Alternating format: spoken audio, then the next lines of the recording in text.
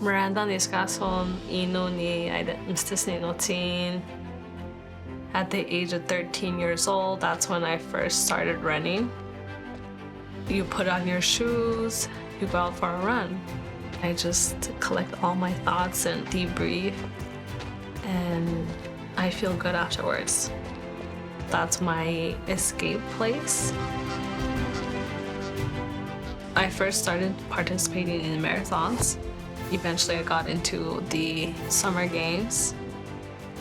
It opened a lot of doors for me.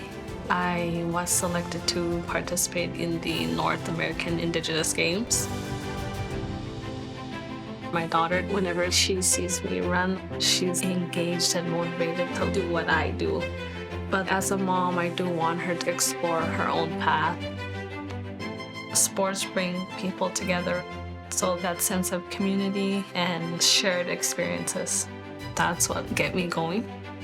So 모측다역 and push yourself to your limits.